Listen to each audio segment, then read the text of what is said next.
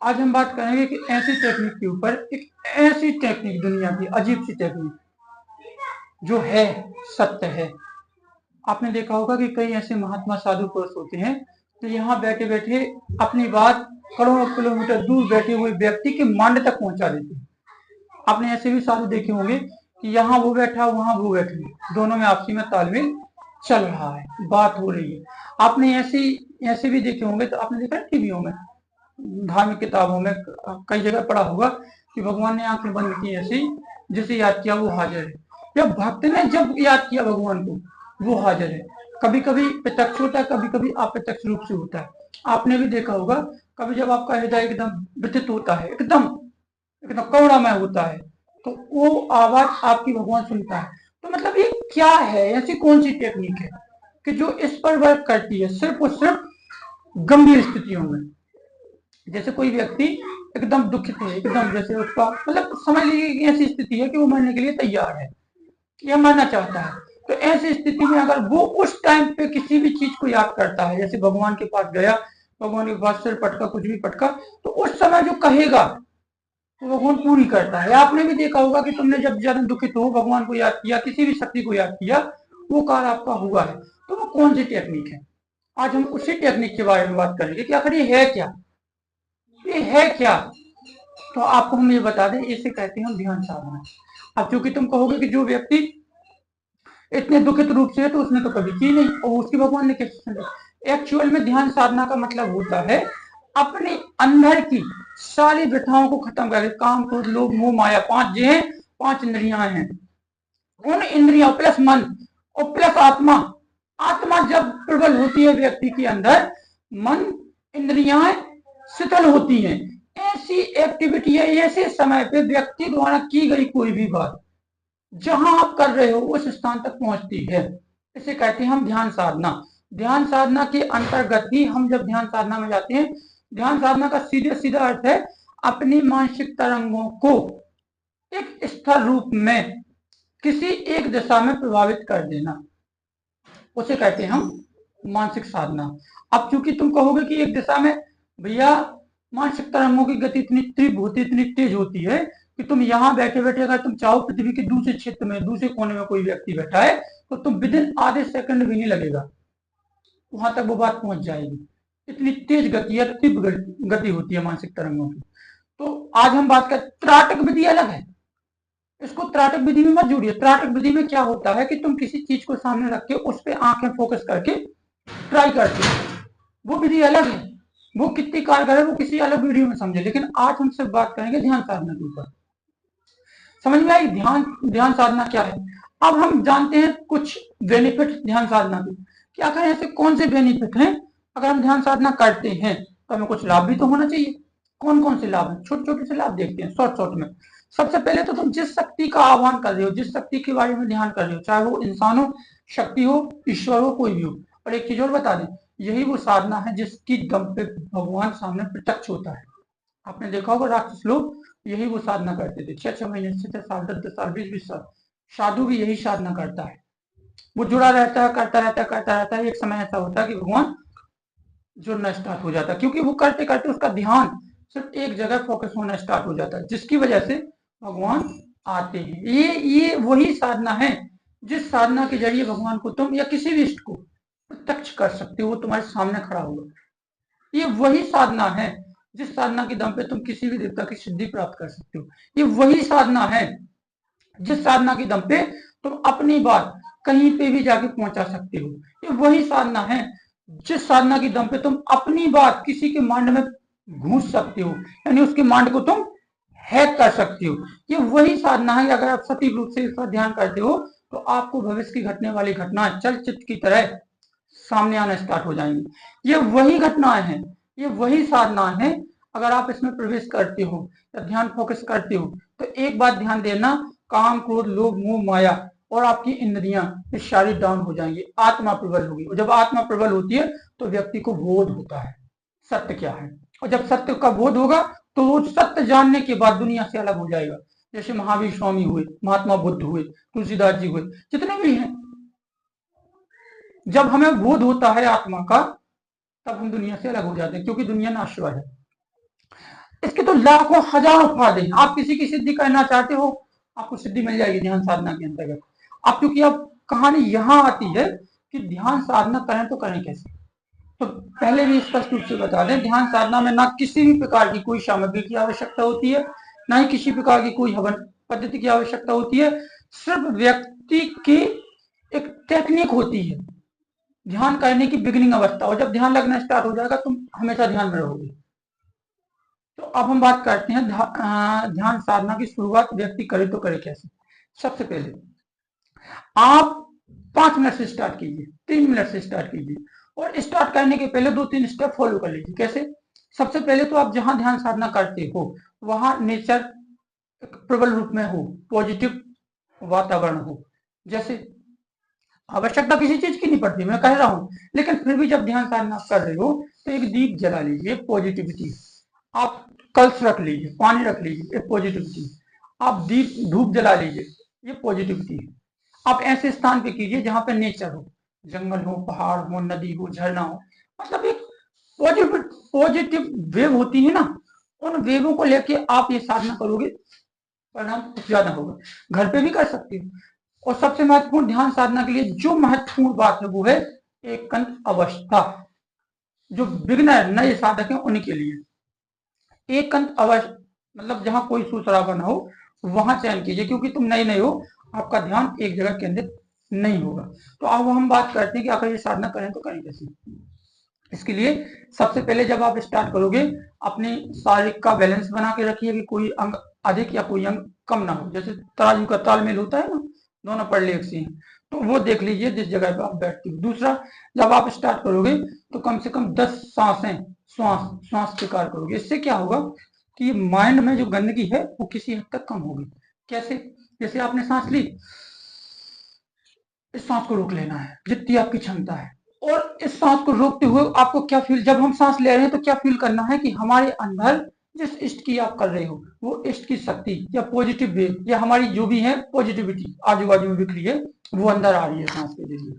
आपने रोक के रखी है, पूरे शरीर में फैल गई, आपको फील करना है, विजुअलाइजेशन करना है।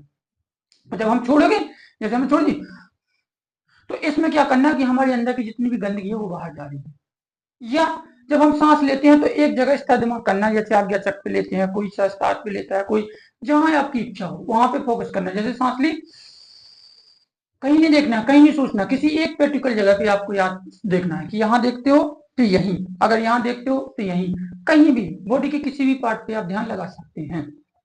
10 सांसें आपको लेनी है और 10 ही सांसें आपको छोड़नी है। फिर 2 मिनट के लिए बिल्कुल तरल अवस्था में, शांत अवस्था में बैठ जाना, कुछ भी नहीं करना, ना कोई मंत्र, ना कोई जाप, कुछ भी नहीं। बस जहां आपने ध्यान लगाया वहां देखना है कि कितने समय तक ये ध्यान हमारा टिक रहा है। 1 सेकंड, आधे सेकंड, 2 मिनट, 1 मिनट, अगर टिक रहा है तो बहुत अच्छी बात है। फिर क्या करना है आपको, 5 मिनट उसी पे ध्यान लगाना है। अब ध्यान साधना में एक चीज और महत्वपूर्ण होती है, वो होती है इष्ट का चुनाव।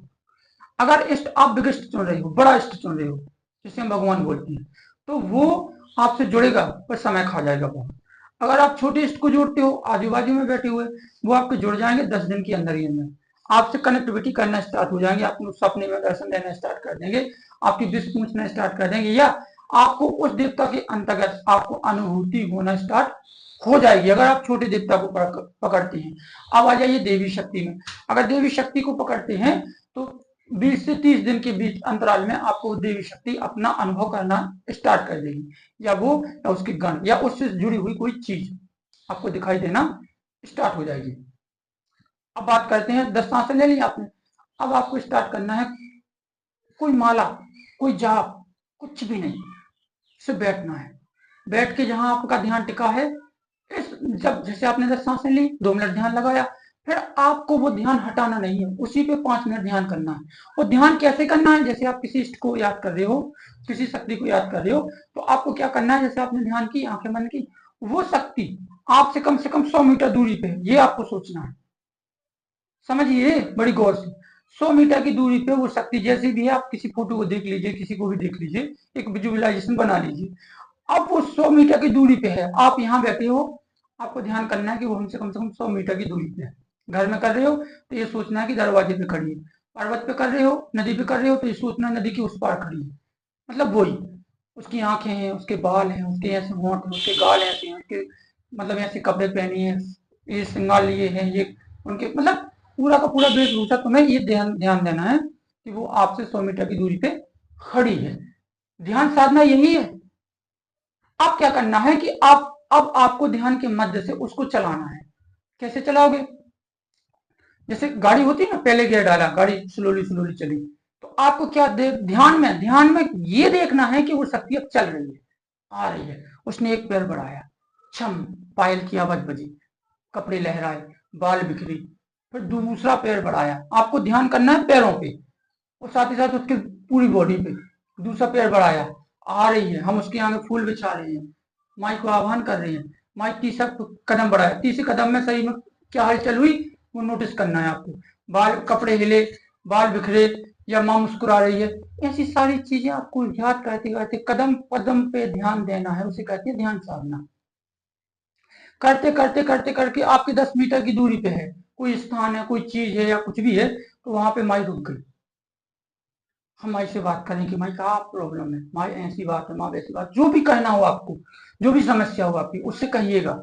माँ पास में आइएगा, कुछ रख लीजिए थोड़ा सा मीठा खाने के लिए, खिलाने के लिए, एक स्थान दे दीजिए बैठने के लिए, छोटी सी कुछ भी, ताकि आप जब वो आ रही है, आप विजुअलाइजेशन कर रहे हो कि माँ आ रही है, तो बैठा लोगे कहाँ, कोई तो स्थान हो। इसलिए अपने सामने कोई एक कुछ भी रख दीजिए जहाँ पे माई बैठ सके या कोई भी शक्ति बैठ सके। वो आएगी, आ रही है, धीरे धीरे धीरे धीरे धीरे धीरे धीरे धीरे करके। आपको ये देखना कि हमारे जस्ट बगल से गुजर रही है। जब आप फील करोगे कि वो शक्ति बगल से गुजर रही है, तो आप याद रखना और ध्यान देना मेरी बातों को। जैसे वो बगल में आएगी, आपके शरीर में वाइब्रेशन होगा, आपका शरीर बिल्कुल रोंगटों से खड़ा हो जाएगा, आपके अंदर से आंसू आना स्टार्ट हो जाएंगे।